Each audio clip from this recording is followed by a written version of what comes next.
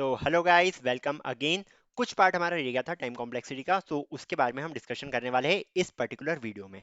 Okay, सो क्या क्या points है। देखो यार, अगर कभी आपके पास इस टाइप से कोई लूप दिया है, मान लो आपको दिया है फॉर लूप एक।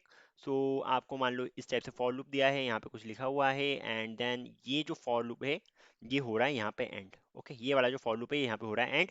एंड यहाँ से हमारा एक और फॉर लूप खुल रहा है। ये एक एग्जांपल दे रहा हूँ आपको, यहाँ से हमारा एक और फॉर लूप खुल रहा है एंड देन ये यहाँ से स्टार्ट हो रहा है, यहाँ से हो रहा है एंड। अब क्या कोई मुझे बता सकता है कि इसकी टाइम कॉम्प्लेक्सिटी क्या होने वाली है। ये मान लो जा रहा है 1 से लेकर एन तक और एक एक का इंक्रीमेंट होते जा रहा है। ओके, ये जा रहा है 1 से लेकर एम तक मान लो अब, या एन तक ही मान लो, एम तक मान लो, चलो कोई दिक्कत नहीं है। और एक एक का इंक्रीमेंट होते जा रहा है। अब मुझे क्या कोई बता सकता है कि यार इसकी टाइम कॉम्प्लेक्सिटी क्या होने वाली है। देखो यार, इसमें इस केस में क्या होगा, ये जो ऊपर वाला लूप है इसमें हमारी टाइम कॉम्प्लेक्सिटी आएगी ऑर्डर ऑफ एन, मतलब कि बिग O ऑफ एन की। एंड जो सेकंड वाला फॉर लूप है ना, उसमें हमारी टाइम कॉम्प्लेक्सिटी आएगी और big O of m. It will be big O of m. तो अगर मुझे इस पूरे प्रोग्राम की, पूरे के पूरे प्रोग्राम की अगर मुझे टाइम कॉम्प्लेक्सिटी निकालनी है, then it will be basically order of N plus m. क्यों? बिकॉज अलग अलग ग्रुप है, हम देख रहे हैं कि इन दोनों का टाइम जो है वो ऐड में आएगा, ऐड होएगा। ओके, सो इसकी टाइम कॉम्प्लेक्सिटी जो होगी हमारे पास order of N plus M. पर इसमें हम क्या करेंगे, इसमें हम सिर्फ ऑर्डर ऑफ एन ही लिखेंगे, ऑर्डर ऑफ एन या ऑर्डर ऑफ एम ही लिखेंगे। ऐसा क्यों? ऐसा इसलिए क्योंकि अगर ऐड भी कर दोगे तो ये तो लीनियर ही है ना। मान लो n की जगह m होता तो हम क्या लिखते हैं, हम इसको ऑर्डर ऑफ टू एन लिख देते हैं, है ना। इसको हम ऑर्डर ऑफ टू एन लिख देते हैं। बट इसमें हम कॉन्स्टेंट्स को कंसिडर नहीं करते। Okay, constants are not considered, constants are not considered, not considered. ठीक है, बात समझ में आ रही होगी मेरी आपको। ठीक है, हमको क्या करना है, हमें कांस्टेंट से मतलब नहीं है। भले ही ये कुछ स्टेप्स होता order of 5n, order of 5n होता, ऑर्डर ऑफ 10,000n होता, ऑर्डर ऑफ मान लो 10,000n होता। इस टाइप से अगर कोई वैल्यू होती तो भी हम कांस्टेंट को कंसिडर नहीं करते इस केस में। अगर हमें टाइम कॉम्प्लेक्सिटी निकालनी है तो कांस्टेंट को कंसिडर नहीं करना है, बिकॉज हमें क्या देखना है, हमें रेट ऑफ ग्रोथ देखना है, हमें सिंपली रेट ऑफ ग्रोथ देखना है, नथिंग एल्स। तो इस केस में भी जो हमारी टाइम कॉम्प्लेक्सिटी आएगी that is basically order of n only. ठीक है, ये पॉइंट तो समझ में आ गया। अब मान लो आपके पास कुछ इस टाइप की सिचुएशन आ रही है, आपके पास किस टाइप की सिचुएशन आ रही है, आपके पास कुछ इस टाइप से आ रहा है कि आपको दिया है एक इक्वेशन दिए, या फिर आप मान सकते हो कि टाइम कॉम्प्लेक्सिटी दी है। Time complexity is basically equal to 2n² plus n plus 5। ये आपकी टाइम कॉम्प्लेक्सिटी आ रही है। अगर आप कोई प्रोग्राम लिख रहे हो तो उसकी टाइम कॉम्प्लेक्सिटी आ रही है। इस केस में हमें क्या करना है, हमें जो सबसे ज्यादा पावर की वैल्यू है, जो सबसे बड़ी वैल्यू है, हमें सिर्फ उसको ही कंसीडर करना है। ओके, जो सबसे बड़ी वैल्यू होगी वही हमारी टाइम कॉम्प्लेक्सिटी होगी। मतलब कि इसकी जो टाइम कॉम्प्लेक्सिटी आ रही है हमारे पास ऑर्डर ऑफ एन स्क्वायर आ रही है। बाकी एन प्लस 5, क्योंकि ये टर्म्स जो है ये छोटी है, एन प्लस 5 ये टर्म्स जो है ये छोटी है, इसलिए इनको हम इग्नोर मार देते हैं। ठीक है, इसको हम इग्नोर मार देते हैं। आपको क्या करना है, आपको सिर्फ ऑर्डर ऑफ एन स्क्वायर ही इसमें लेके चलना है। सिमिलरली अगर मान लो आपके पास क्या होता, अगर आपके पास होता ये आपकी टाइम कॉम्प्लेक्सिटी है 3n³ plus 5n² plus 6n plus 8। इस टाइप से अगर आपकी कोई टाइम कॉम्प्लेक्सिटी आती है तो इस केस में आप क्या लिखते हैं, ऑर्डर ऑफ, बताओ जल्दी, ऑर्डर ऑफ n³ लिख देते हैं इस केस में, एकदम सही, ऑर्डर ऑफ n³। पर आयुष, हम देखेंगे कैसे, हमें पता कैसे चलेगा कि यार इसका ये जो पावर है ये ज्यादा रेट ऑफ ग्रोथ है, ये कम रेट ऑफ ग्रोथ है।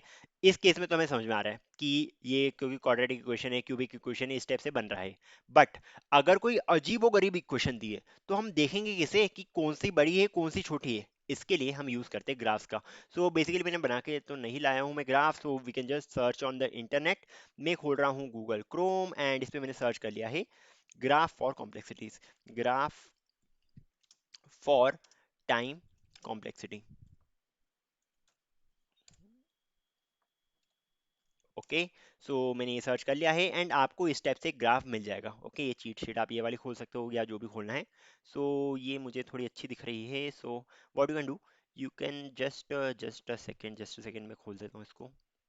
हाँ, देखो, अगर आपकी टाइम कॉम्प्लेक्सिटी आ रही है लॉग एन के इक्वल, लॉग एन के इक्वल आ रही है या ऑर्डर ऑफ 1 आ रही है, तो वो कुछ इस टाइप का दिखेगी। ओके, वो कुछ इस टाइप की दिखेगी। होप आपको ये सब दिख रहा होगा, नहीं दिख रहा है तो मैं और बड़ा कर देता हूँ इसका size, no problem in that.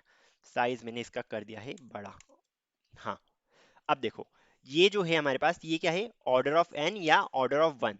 ठीक है, ऑर्डर ऑफ एन या order of one, order of n और ऑर्डर ऑफ वन कुछ स्टेप्स देंगे। ऑर्डर ऑफ वन कुछ ऐसे जाएगा, ऑर्डर ऑफ एन जो है वो थोड़ा सा एकदम धीरे धीरे से कर्व लेगा। Okay, so this is basically order of one time complexity. ठीक है, order of one time complexity हो गई हमारे पास, order of log N time complexity हो गई है। So order of L log N. ठीक है, बात समझ में आ रही है आई थिंक। ठीक है, सिमिलरली अगर हम बात करें ऑर्डर ऑफ किसके किसके बारे में, ऑर्डर ऑफ एन के बारे में, तो ऑर्डर ऑफ एन जो होता है वो एक सीधा कर्व होता है। This is basically order of N.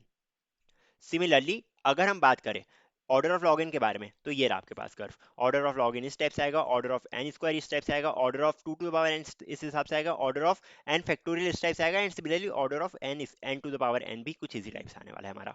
Okay, अब जो जिसकी टाइम कॉम्प्लेक्सिटी ज्यादा होगी तो वो ये वाला है, ये सबसे ज्यादा टाइम कॉम्प्लेक्सिटी, ये उससे कम, ये उससे कम, दिस वन उससे कम, ये वाला उससे कम, ये वाला उससे कम, ये वाला सबसे कम। ओके, इस टाइप से हम टाइम कॉम्प्लेक्सिटी कैलकुलेट करते हैं। मान लो अगर हमें इक्वेशन दिए, क्या इक्वेशन दिए, ऑर्डर ऑफ मान लो two to the power N plus N factorial plus N log N, कुछ इस टाइप की अगर मान लो आपको इक्वेशन दी है, इसकी टाइम कॉम्प्लेक्सिटी क्या होगी अब, इसकी टाइम कॉम्प्लेक्सिटी अगर हम देखें तो that is basically equals to order of N factorial. क्यों, बिकॉज इस ग्राफ में हम देख सकते हैं, आसानी से हम देख सकते हैं कि एन फैक्टोरियल की टाइम कॉम्प्लेक्सिटी सबसे ज्यादा है, या फिर n to the power n की टाइम कॉम्प्लेक्सिटी सबसे ज्यादा है। Basically n factorial n to the power n से ही हम डिनोट करते हैं बेसिकली। सो इसकी टाइम कॉम्प्लेक्सिटी सबसे ज्यादा है, तो इसकी ये स्टेप्स आ जाएगी। इस ग्राफ को आपको याद रखना है। ओके, इस ग्राफ को आपको याद रखना है बिकॉज टाइम कॉम्प्लेक्सिटीज में यही हमारी, ये की ग्राफ हमारी मदद करने वाला है। ओके, सो आई थिंक हमने अच्छे से समझ लिया ऑर्डर ऑफ एन क्या मतलब सारी एसिम्प्टोटिक नोटेशंस को एंड किस टाइप से हम कैलकुलेट करते हैं वगैरह वगैरह, सब कुछ हम अच्छे से समझ चुके हैं। अब अगले वीडियोस में हम बात करने वाले रिगार्डिंग सॉर्टिंग, सॉर्टिंग मेथड्स के बारे में पढ़ेंगे, देन 2D एरेस के बारे में पढ़ेंगे, स्ट्रिंग्स वगैरह बहुत कुछ है अभी पढ़ने के लिए। सो बढ़ते हैं आगे, बाय बाय।